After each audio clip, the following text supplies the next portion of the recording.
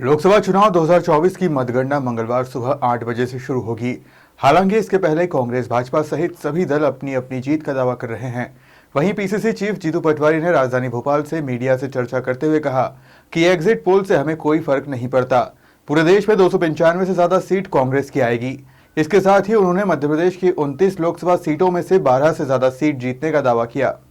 2024 का लोकसभा का चुनाव बड़ा रोचक और कई मायनों में बहुत महत्वपूर्ण है। देश के 10 साल की एक ऐसी सरकार जिन्होंने सबसे ज़्यादा बेरोजगारी दी देश को, जिन्होंने सबसे ज़्यादा महंगाई दी देश को, रिकॉर्डेड। मतलब ये कोई आरोप प्रत्यारोप का विषय नहीं है, ये हम सबको सहने और भोगने का विषय है, देशवासियों को भोगने का विषय है। सबसे ज़्यादा महंगाई दी इस पूरे देश को, किसानों के आत्महत्या और किसानों के कर्ज में 75 साल की आज़ादी के बाद अद्भुत और अकल्पनीय यातनाएं किसानों ने सही।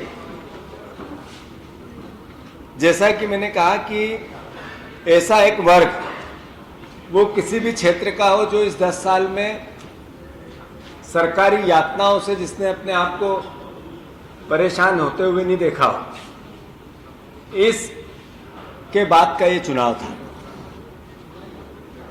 साथियों, एक तरफ था कांग्रेस का घोषणा पत्र, जिसकी चर्चा लगातार विपक्ष और देश के प्रधानमंत्री करते रहे, देश की मीडिया करती रही, देश का आम नागरिक करता रहा और हम भी करते रहे।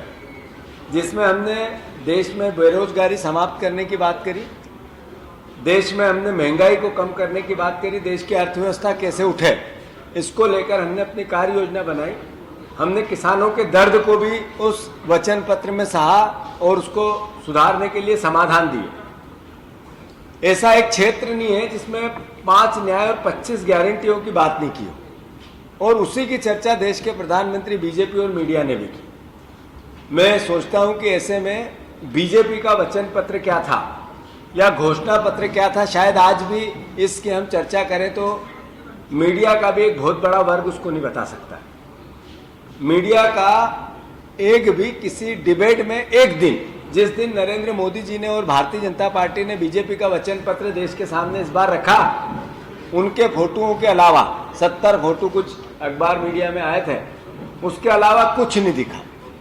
तो जो चर्चा हुई वो कांग्रेस के घोषणा पत्र पे इस चुनाव में हुई। जैसा मैंने कहा कि इन सब के बावजूद देश में जिस तरह की परिस्थितियां थी, देश के प्रधानमंत्री के वक्तव्य कैसे आते थे, जो अंतिम वक्तव्य उनका आया वो हमने सबने देखा कि एक गुस्से में वो कह रहे हैं कि नरेंद्र मोदी अगर बोलने लगा अभी मैं चुप हूं, तो क्या बोले वो हम सब सर्वविदित है। वैसी भाषा बोलना मैं समझता हूं देश के प्रधानमंत्री का अपमान होगा, पर उन्होंने डराने और धमकाने की भाषा का उपयोग देश के प्रधानमंत्री ने जनसभाओं में किया। मांस, मछली और मटन से लेके मंगलसूत्र से लेके अंत में वो जैसे आखिरी में आए मुजरे पे, वो तो सबने देखा और सबने विचार किया। बीजेपी के लोगों ने भी विचार किया कि देश के प्रधानमंत्री की भाषा ऐसी नहीं हो सकती है। जो बीजेपी के नेताओं ने बोला वही हमारे एग्जिट पोल ने भी बोला।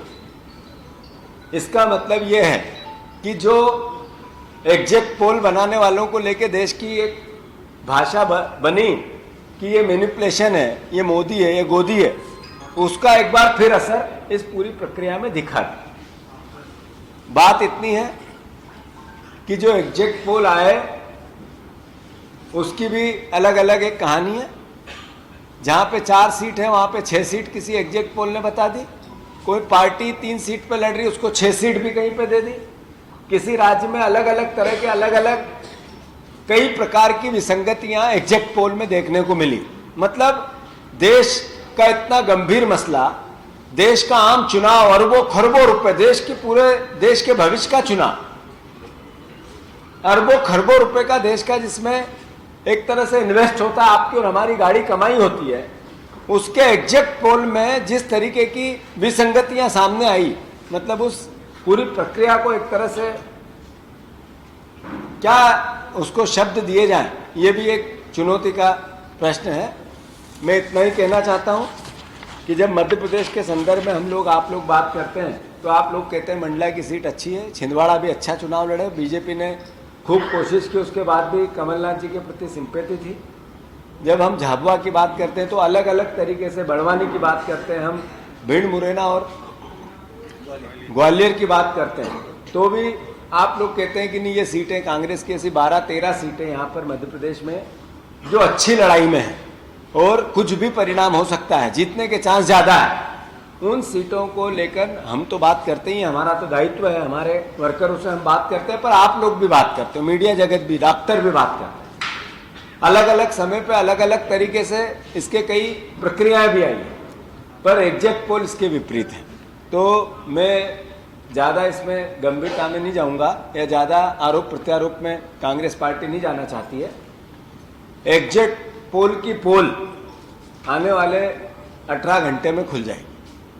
और रही बात इसकी कि कांग्रेस पार्टी बिल्कुल किसी भी प्रकार से डिमोरलाइज नहीं है। हमारे वर्करों को हमने पूरे ताकत से, जो गिनती की प्रक्रिया का हिस्सा है, वहाँ पर क्या सजगता रहनी चाहिए, कैसे लीगल टीम रहनी चाहिए, कैसे हमारे मीडिया के प्रवक्ताओं को हर तरीके से अपनी पार्टी के विचार के साथ खड़े रहना है, कैसे हमारे सीनियर लोग अलग अलग, यहाँ चाहे मध्य प्रदेश की विधानसभा का, यहाँ हमारे प्रदेश कार्यालय का सवाल है, या जिलेवार लोकसभा वार जिलेवार नियुक्तियों की बात है, या जिम्मेवारी देने की बात है, जिनकी ड्यूटी लगाई गई है, वो सब भी है। तो इन सब एग्जैक्ट पोल से हमारा कार्यकर्ता न निराश है न हताश है। मैं प्रदेश की जनता को जरूर कहना चाहता हूँ, चुनाव हो गए हैं, लोकसभा के भी चुनाव हो गए हैं और विधानसभा के भी चुनाव हो गए हैं। जो सत्ता में है उनकी ड्यूटी है कि जो बोला वो करें, और जो विपक्ष में हम और हमारे साथ आप सब, हम सब जो विपक्ष को ज़्यादा ताकत देते हैं, वो इस बीजेपी को मजबूर करे, सरकार को मजबूर करे कि इनने जो बोला वो करें। हालात बहुत गंभीर है मध्य प्रदेश के। रिजर्व बैंक ने हमें कर्ज देने से मना कर दिया। ये ना हमारी हालात कैसे हो गए, एक सरकार के, एक प्रदेश के हालात, ये किसी एक व्यक्ति को कोई कर्ज नहीं दे, यानी उसकी सामाजिक किस तरह की दुर्गति होती है, हमारी सरकार की वैसी दुर्गति है। हमारे 3C में जब बार बार कहता हूं, तो जो क्राइम का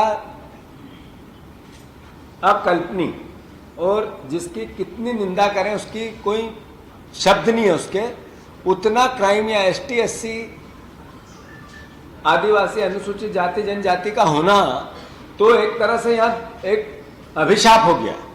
हर तरह की यातनाएं उनके साथ, कैसी कैसी यातनाएं जो कभी हम फिल्मों में देखते हैं, कहानियों में नहीं सुनते, वैसी यातनाएं। अभी सागर का घटनाक्रम है उसका उदाहरण, ऐसे कई उदाहरण है, उसकी अलग से बात करेंगे। 3C, ये क्राइम, कर्ज और करप्शन। आज ही आप लोगों ने सबने लिखा है कि सारे टोल पे पैसे बढ़ गए हैं। फिर हमने देखा अभी 2 दिन पहले, अभी मुझे कोई बता रहा था कि हर तरीके की महंगाई बढ़ाने की तैयारी फिर से तेज हो गई। मतलब हर जगह नगर निगम, नगर पालिका, वहाँ कैसे नगर पालिकाएं अपनी इनकम बढ़ाएं, इसके लिए टैक्स की प्लानिंग कर रही है। ऐसे ही मध्य प्रदेश शासन जो बजट लाएगा अभी, उसको लेकर भी अपना चूंकि उनको कर्ज अब मिलेगा नहीं तो आखिर चलेगा कैसे, तो वो जनता पर भार आने वाला है। तो इसकी तैयारी हो रही है अलग अलग तरीके से। तो हमारी सबकी, आपकी ड्यूटी है कि हम उस सरकार का असली चेहरा सबके सामने लेके जाएं।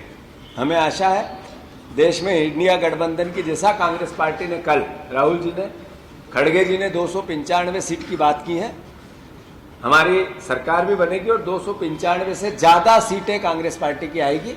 ये भावना हम सब प्रदेशवासियों को, हमारे सारे वर्करों को, सारे मीडिया के साथियों को, सारे प्रदेश के आम जन को अवगत कराना चाहते हैं कि इन एग्जैक्ट पोल से हमें कोई फर्क पड़ने वाला नहीं। हम एक आइडियोलॉजी के साथ कांग्रेस पार्टी के विचार को जन जन तक ले जाएंगे। जैसा देश की आज़ादी से, देश की सत्ता से, देश के विपक्ष में रह के हमने अपनी भूमिका निभाई है लड़ने की, इस सरकार को नरेंद्र